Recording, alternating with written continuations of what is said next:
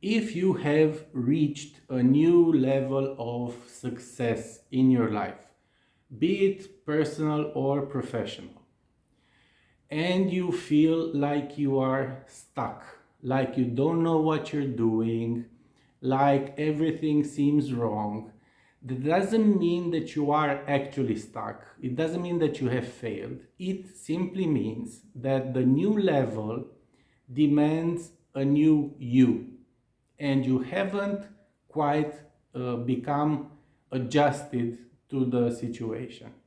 And in the following minutes, I'm going to tell you a little bit about what happens in this situation, why it happens, and what you can do about it. Hi, if you have no idea who I am, my name is Claudiu Manea. I'm a psychologist and a therapist.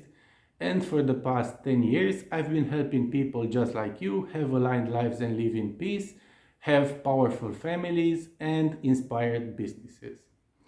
And what happens when you reach a new level in your life? Now, by new level, I mean uh, upgrading your life in any way. And I mean this in a personal sense and in a professional sense. For instance, you go from being a single man to being a married man. Now, let's just take this as an example, but keep in mind that what I say applies to women as well. So it's not gender specific in any way. I'm just using the man as an example, plus that it's easier for me to relate to that situation. So when you are a single man, you are let's say that you are looking to find the woman of your dreams and get married and have a family with her. Let's say that you are in that situation, because not all single men want to have that, but let's say that you do. You apply a certain strategy and certain tactics in order to reach that goal that you have. For instance, a very viable strategy in this particular situation is to go on as many dates as you possibly can, meet as many women as you possibly can, and see what comes out of that whole exploration phase. And what you do during this exploration phase is that you pay close attention to behaviors that you don't really like in the women that you meet. You get as far away from women who behave in a manner that you don't like, or who behave in a toxic manner even. If you feel that some woman is trying to manipulate you, you just block her and move on. If you feel like they don't like you all that much, you just move on, and so on. And this is a very reliable strategy when you are single and looking for someone with whom you can start a family, and so on. However, as soon as you find that special someone and you do get married, those same tactics stop serving you, and if you continue to apply them, a lot of them actually become toxic. For instance, you may not want to block your wife simply because you feel that she might be trying to manipulate you. Now, whether that's real or not, whether she's really trying to manipulate you or not, that's up for debate. But what I'm talking about is you having a sense that she might be. You don't go blocking your wife. I mean, you could, but as someone who does therapy sessions quite a lot for couples, I'm just going to go out on a limb and tell you that it's not the smartest idea to do that. And you're going to be stuck in couples therapy for quite a long time if you pull stuff like that. So the habits and the tactics that got you there usually aren't enough or aren't even correct in the new level.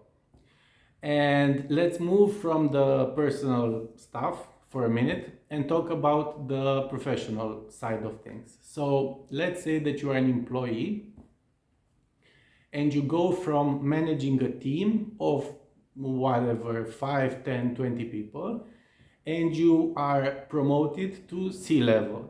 So C-level means chief marketing officer, chief something officer. And what you are going to realize, if and when that happens, is that some of the things that you used to do when managing a team directly not only are toxic if carried out in the new position, but you don't really have time to do that because in the new position you have completely different things to worry about. So for instance, if you used to micromanage people a lot and just pound them constantly about doing their job and completing their tasks and all of that, you're not going to be able to do that in a C-level position. And if you have this inner void in you, having the void of needing to harass someone into doing their job, that's something that you're going to have to deal with because people at C-level aren't doing that. Let me tell you upfront that no one should be doing that at a C-level position. Or let's say that you own a business. Let's say that the company is yours, and let's say that you go from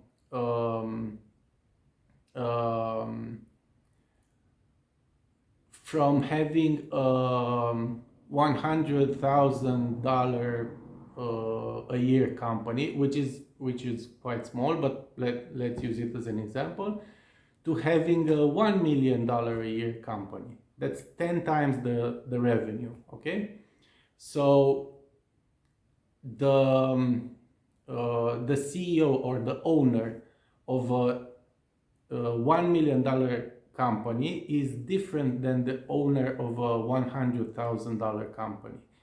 The actions that you took to get you there, for instance, doing a lot of things by yourself, aren't going to serve you moving forward, aren't going to serve you at this new level. So the point that I'm making is that each new level that we reach requires a new us, requires a new identity, requires a version of you that doesn't yet exist. And this actually has to do with the Peter principle. This is a principle from management, but it also applies. It also applies to personal stuff as well. So the principle is that every person gets promoted up to their first level of incompetence. What this means is that you get promoted, and eventually, and that always happens, eventually you reach a point for which you do not have real competence, for which you are not really prepared.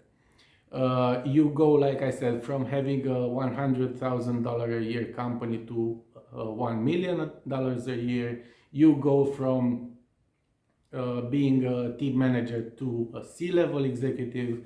You go from being single to being married. You go from being married to being a parent.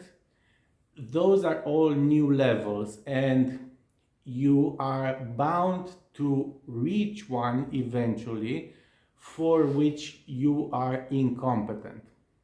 However, you can um, uh, when that happens, you have two options. You can either go into despair and into panic mode because, oh, I don't know what to do, what's going to happen with me, I'm going to mess up my entire life and all of that. Or you can just accept that the new level requires a new you and start building up the competence required of you. It's not that you are stuck. It's not that you have failed. It's more than likely that you don't know what to do because the new you doesn't exist yet, and you need to create it. Now, you may not have consciously signed up for this, but you have worked, you have put in the effort to reach this new level. You may not have been aware of the fact that the new level is going to require a new identity of you, and it may seem daunting at this particular moment to contemplate all of that, but it can be done. And it should be done because this is what you actually wanted. So buckle up and do what is necessary in order to not to only function at the new level, but to enjoy the new level. So that's what I had for you today. Hope you find it interesting. If you want to hear more from me, don't forget to hit subscribe and ring the notification bell. Either way, thank you for sticking with me up until the end, and I hope you have a great day moving forward. Bye.